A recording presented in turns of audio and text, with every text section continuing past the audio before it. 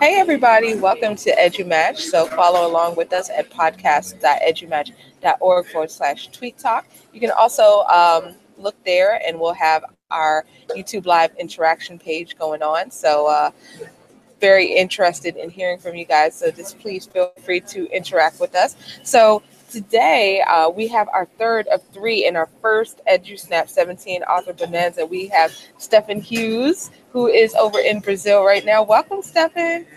Okay, thank you, Sarah. Thank you. Hello, everybody. Down from Brazil, Rio de Janeiro. Hey, how's it going? Awesome, awesome. So it's great to have you here. So Yeah, for those who might likewise. not know you, thank you so much. So for those who might not know you, I'm going to tell you a little bit about Stephan. So Stephan has been involved in English language teaching for the past 24 years, or I'm sorry, 21 years. The move into Yeah, language learning, yeah, yeah. So the move into language learning came with his move to Brazil to learn Portuguese as part of his career goal to become a diplomat. With Spanish and French under his belt at the time, mastering another language would add to his employability, and learning the language spoken in the South American giant, poised to take a leadership role on a global stage, seemed to be a strategic move. The country enjoyed a political and economic boom between 2002 and 2014, only to fall into a temporary slump. This has not reduced the need for English language proficiency programs, making it his area of expertise. So, Stephan has worked at public and private schools teaching English as a foreign language to high schoolers. The largest part of his experience has been at a language center that provides English classes to students of all ages whose goal is to become competent users of the language. Simultaneously, he has delivered lectures as an adjunct professor, in a postgraduate program for translators and teachers of English. So, in all of the diverse professional contacts above, the use of learning technologies and digital resources has been pivotal, to delivering high quality teaching and to it's really fostering, live. yeah, it is really, really live, and to fostering meaningful learning. He is an aficionado of whatever technology available that is capable of enhancing the learning process, so much that he often considers himself a self taught edupreneur. So it is so awesome to have you here, Stefan. So thank you again for Yeah, joining yeah. us. Thank you. Yeah, it's good. It's good to meet up with other people and connect with educators like you and others, all the other authors. Yeah, it's been quite a ride. Last 4 or 5 years, meeting a lot of you guys, inspirational people. It's been good. Well, It's been good. thank you, and likewise to you. I mean, you're definitely an inspiration, and you are truly an international educator because where are you from originally? Originally, I'm from Trinidad and Tobago, Trinidad Republic in the Caribbean. First language is English, but we study Spanish, French, and other languages. But English is my first language. So that's where I'm from originally. And then, as my bio said, I moved to Brazil in order to learn Portuguese. So Portuguese has kind of become my second language. That's it. That is fantastic. So I'm noticing right now that we have kind of this international theme running these last three Mm-hmm. episodes. Like we had Tracy, who is, she teaches French and Spanish, and she was talking about the relief that she was doing in for the earthquake in Mexico City. And yesterday we had Kathy and Christy, and Kathy, she teaches Esau here in the United States, so she has a lot of students who are learning English. And today we have you, who is a speaker of multiple languages, and you are truly international, being originally from Trinidad and Tobago and now living in Brazil. So that is Yeah. super cool. Yeah. So Yeah, really, kind of like living the dream. I think is because it was a dream of mine to go back, to be able to come here in the first place, which seemed impossible at the time, but it worked. So it came, and I can think it's as they say, came and so on, conquered, right? So I was able to come, make the most of it, and still enjoy a lot. And still, there's a lot to explore here. So I think that has been a wonderful experience so far. well, that is awesome. That is awesome. So what inspired you to go into education? Yeah, well, as the story came about, right? When I came down here, I had to find a way to make a living. Uh, yeah, as a foreigner, and what you basically happens, a lot of Brazilian, sorry, when foreigners come down to Brazil, especially English-speaking foreigners, they have opportunities for teaching English, translating, whatever. So that basically kind of led me into that area. But then I saw that there was a lot more to go into that. I had the chance to work at public schools, private schools, not just language centers. So that kind of opened up my eyes to a lot of things. And now working as an adjunct professor as well, where I teach or I lecture to a lot of teachers who work in diverse areas where you have basically sometimes nothing, not even a blackboard, or not the slightest hint of technology. And we're trying to talk about making changes and methodologies and so on. So I hear different stories, and this kind of incentivizes me to look at these possibilities and also try and help these teachers deal with their diverse contexts. So I try to provide solutions and stuff. Of course, from a kind of, let's say, back in the behind the scenes position, because I'm not really in the battlefront with them, but I try to follow their stories, understand their plights, because a lot of them do have a lot of plights, you know, for many reasons. It's political, educational policies that don't really materialize what we expect. But as I said in my bio, uh, the drive for English learning here it continues. Just recently, there was a report that came out that Brazil is still considered low proficiency in terms of English speaking uh, compared to many other countries. And we still wonder how come, because you have so many people learning English, studying English, and still many Brazilians don't feel capable of using the language for any kind of communication. So that's what motivated me and still motivates me to go into education. Right, right, and that is powerful. Really Yeah. quickly, I'm gonna give a shout out to Peggy who is watching and interacting with us. So, hi Peggy. She says that it's great to meet you, Stephan. So, you Okay, know, Peggy. yeah. So, Yeah. all right. Yeah, So, and I think just to add what you were saying here about the moving into education, and as I think that English now it's not just language proficiency, but it represents lots of other opportunities with people here. So it does kind of spill over into other areas. The whole thing about 21st century skills, social emotional skills, and so on.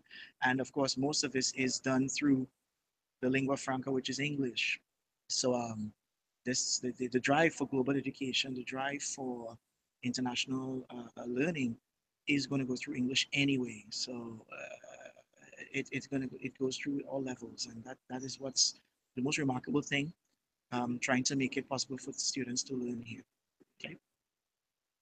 absolutely. So that makes total sense. So definitely getting over the language, like learning, teaching the language so that they're able to interact on kind of a global scale. So totally feel you. Exactly. Yeah. Okay. Yeah. Cool, cool. So Okay. you wrote a chapter in our upcoming Mhm. EduSnap 17 book. So can you tell us a little bit about it? Like, what can people expect to read in your chapter? Yeah, well, my chapter, it's kind of like a blog post that I did some time back. Deals with teaching and the importance of teaching, but it was kind of like an idea of making sure that you still have this passion. Because we talk a lot about passion, passion for learning, passion for teaching, and this we are in the process of ongoing learning. We live in a society, an age where learning is constant. It's no longer static, no longer finite, right? So as teachers, sometimes we tend to fall back on this thing that I've done this already, I've taught this lesson before. So my chapter looks at maintaining this passion for what you're doing as a teacher in the classroom. No matter how many years you've been at it, how many times you do it, the lesson is maybe you've seen it over and over again, but maybe take it with that kind of first time passion that you have when it's your first time. You really want to make the best out of it. You really want to do it really well, and that what motivates you to do it and give it your best shot. So my chapter talks about motivating teachers to keep that drive they have for learning, and that when they plan, they really plan thinking of making this the most memorable experience possible, not just for them, but I mean for the students. I think because when you make it possible for the students, then it becomes memorable for you as well. So that's what my chapter deals with. It is making it meaningful, making it memorable, and of course, once your drive is there, you get it up. Because a lot of times, since I deal with teachers, work as a teacher trainer, sometimes you do feel that moment when teachers are a bit at a stage of burnout, and they they do it and they're kind of going through the ropes. They're doing it over and over and over, but you don't see that they really, really like it, right? So this is I want to make sure that I pass over this, and this is something that I have. Maybe a lot of people tell me about myself when they see me teaching. They see, oh, I notice you have this drive. I notice you have this kind of gung ho attitude about the classroom. That is remarkable. How many times you do the same thing, and I think that's what I want to pass on in the chapter. Yeah, and that is very important. Very important to have that positive attitude. And I love what you're saying about like how a lot of times people get burnt out, and then what can we do to bring them back? So I love that you wrote about that in your chapter because that's very important. A lot of people need to read that. So Yeah, absolutely, yeah. And it absolutely. came about when I was just listening to one of these oldie goldie songs, um, the song from the Carpenters, "Make Believe It's Your First Time," that thing about this love that you have.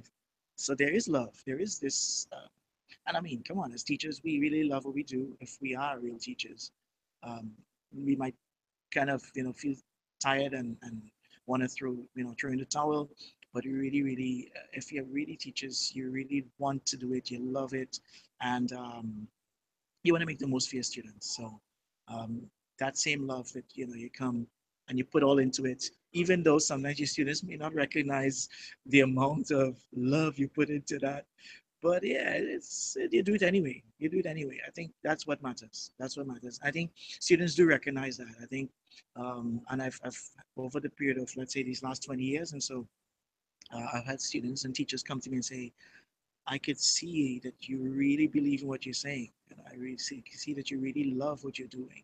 It's undeniable your love. So students will notice that, and they will appreciate you for that. That is so true. And you have definitely a love for learning, for being a lifelong learner, as you said. So you connect so much with other educators. So what's been your journey to connecting with other educators, and what kind of tips have you picked up along the way? Yeah, I think the journey has been firstly through Twitter, as I met, for example, I met you, I met all the other educators that, so many to mention. So people can't, names I would be doing a bit of injustice if I'd mentioned just a few names. But, and I think this thing about lifelong learning, as I said, since I was teaching, there was one course I was doing which was integrating technology into the classroom. And I thought, okay, instead of just talking and just doing the theory, why not put it into practice? So I tried and I put it out, and that's why I met a lot of educators on Twitter, just sending out messages, right? So the tips I would give is to really connect with people, find people, and there are ways, not just Twitter, Facebook, in general. Skype is another way as well. But I think the tip has to be making sure that you take it out of your classroom. So find opportunities out of your classroom to bring the learning or the real world into your class, right? And nowadays it's a little much easier with all of the digital resources we have available. So that's my major tip is connect, ask questions, and learn from other people. So I kind of participate in chats, participate in group discussions, and really really listen to what other teachers have to say, and see how their stories can help yours. I think that's another good tip as well. Absolutely. So definitely looking for those that guidance from people who have been there before. I love that, and sharing ideas and receiving that feedback. So that is really really cool. So how do you keep the fire of your passion burning, and how do you advocate for other people to do the same? Yeah, I keep the fire. That's one thing a lot of my students sometimes ask me, when do you sleep, right? Because I'm always participating and seem to be in the know what's going on. But like as I said, it's participating in chats, um, maybe asking questions. But I think you have to take the always adopt the postures. Let's say the position that it's always something new to discover, right? So you don't know it all, right? So I always try to go back and maybe look at what people are writing, blog posts, videos, what people share, and really see what they put into it. Right? So when I look at how people have done stuff, when you prepare material, you prepare text, oh, look at how they wrote that. So I try to learn from what they have done. And again, through a lot of observation. I think observation is important. Noticing, try to notice a lot. So when I read, watch TV, whatever, there's always something's always coming up. To give you another great tip, I mean, for example, something I was telling my teachers, watching movies and stuff, and I can't help but something goes through my head. Oh, this could be a really great activity. Or this could be, notice how he says this in English. This is really how they would say this in another language. You know, so the moments kind of occur, and I have these let's say aha moments, and I try to take advantage of these aha moments. Yeah, it's very important to capitalize on those aha moments when they go through because that's like when your passion's at its peak, right? So, Yeah, exactly, exactly. so definitely. Yeah, So, and you can't let it slip, right? right, absolutely, gotta jump on it. So, Yeah. Peggy was asking if you can share about the NT2T chat that you co-moderate. Right. Well, this is one of the examples I was giving. It started in 2013, and I just basically it was really a very very unambitious move. I just tweeted out something, hey guys, anybody willing to talk to some teachers in Brazil about technology? I'll be live at 4 a.m. 4 p.m. Sorry, and Julie reached out. Marty reached out. We started talking, and then we kept the conversation going. But what if we did something that would help other teachers with that? What if we do a chat for new teachers who want to venture into teach Twitter or who have never used Twitter. And we decided to start the chat, created it on Saturdays, every Saturday, 9 a.m. And it's been going strong ever since, which is incredible. I mean, 4 years now, and still we have a lot of undergrad teachers coming in, in service or pre-service teachers coming. So it's a bit of a mix of newbies and oldies, all of them working together. Um, and I mean, questions go around the idea of how do you use Twitter in the classroom? How do you use Twitter for professional development? How can you learn from, tweets? What kind of tools can you use in Twitter to take advantage of so that you can maximize the learning of as a professional and also for your students. So a lot of things we kind of discussing with Twitter, so it's been really, really, really nice to see how the chat is going. And those of you want to come and join us every Saturday 9 a.m. Eastern, we're there. We try to keep groups going. Just this week we talked about being thankful. It was great. What we're thankful for and how Twitter has been useful for us as PLN. So it was a great opportunity, great bit to meet people. That was it. Since we talk about Twitter, NT22, sorry. It's a bit on a sad note, but I don't know if you probably know Erin Preder. You've maybe met her or talked to her. Erin Preder, librarian. Unfortunately, she passed away this week, and she's been one of the great supporters of N2T2, NT2T, sorry. She passed away. It was a shock to all of us. So we kind of wanted to pay our condolences to the family, respect and stuff, because she's always been there for us as a group, connecting, building, suggesting stuff. Really, really motivational and inspirational librarian who has embraced social media in library studies, which is wonderful. So she did a really remarkable job. So I just wanted to mention that here. Thank you so much for sharing that, and I'm very sorry to hear about that. Yeah, So my condolences to the entire educational community because definitely motivated, passionate yeah, people are just an inspiration, and our yeah, colleagues feel so much of what we do. So definitely yeah. It was a keeping her in resource, all of our thoughts. Yeah, absolutely, major loss. absolutely. Yeah, yeah. I do want to circle back to one thing that you wrote in your chapter, and it really Mhm. resonated with me. This one phrase about a voice in the wilderness. So tell me a little bit about what is the power of listening to that voice in the wilderness.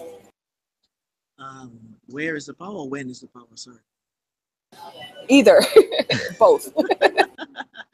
Well, I think this, yeah, because I mentioned that too, because sometimes it seems like you're just hitting a broken record and you're just saying the same thing and nobody's listening.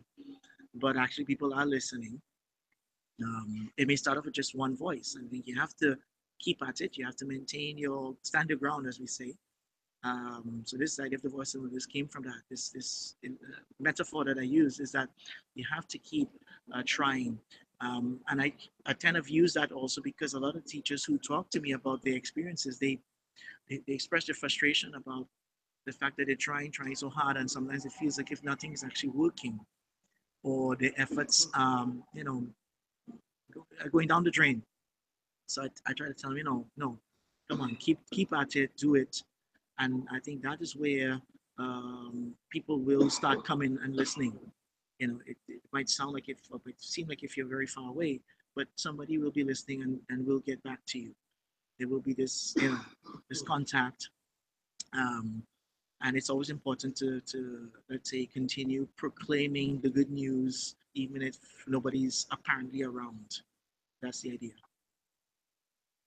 I love that because a lot of times, there's some good things that are happening or some good ideas, but they're not necessarily heard at first. So you got to keep on saying them, got to keep on Yeah, saying them, keep on amplifying them also when we hear them. So yeah. absolutely.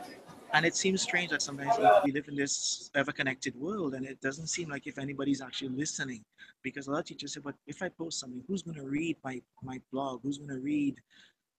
We talk a lot about real audiences, and I try to motivate students to, come on, put your stuff out there because you have a real audience. But who's going to listen? So sometimes we don't get immediate reactions. I myself, I have a blog, but I don't necessarily get lots of comments on my blog. But a lot of people, when I post it out on social media, when I share it on Facebook and stuff, I get reactions, I get positive feedback. I get people just, even just the fact that they like it. So that says that something is going along the, it's resonating with somebody. So it's making sense. Definitely. And I just wanted to chime in with a comment that Peggy had that I thought is so Mhm. true. She said that people are listening, and even when you think what you are sharing is nothing new, that it may be something new for many of them. So, Mhm. yes, absolutely. I agree 100%. Yeah, good point, Peggy. Very good point. Yep, absolutely. All right. So, wanted to thank you again for taking the time out to meet with us today. Um, where can people find you online if they want to connect with you and find out more? Well, I would say everywhere. No, I'm just joking. But I'm on Twitter. Um, it's my hashtag. Sorry, my ID is StephanHughes. Steph working, right? I'm on Facebook, Instagram, Snapchat. So those are the leading social media. Once you find me on Twitter, then we can connect there as well. I think that's where I'm normally very, very active. I'm Voxer too with some groups, but I'm very active on Twitter. So you can find me there definitely. It's Steph Working, StepHWRKING. Awesome. Well, thank you so much, Stefan. That was Yeah. awesome to hear from you and to hear your insight. Always amazing to hear from you. So I'm Right. Yeah, so absolutely. I'm just going to remind our viewers that we will be back on Wednesday for another author extravaganza. So, three back to back episodes on Wednesday. So, I'm not sure of the exact order, but we're going to have Peg Grafwallner. We're going to have Heidi Carr, and we're going to have Rochelle Danae Pope. And I think that is the order that they will be appearing. But they are also authors in EduSnap 17. So very excited to hear from them as well. So tune in, same bat channel, podcasts.edumatch.org. So we're going to go ahead and sign off. So thank you to All right. everybody. All right. Thank you, Have a Sarah. great Thank you very much. Thank you, Stefan. And thank you to everyone watching. To Peggy, shout out to Peggy and everyone who's going to be watching and listening later. All right.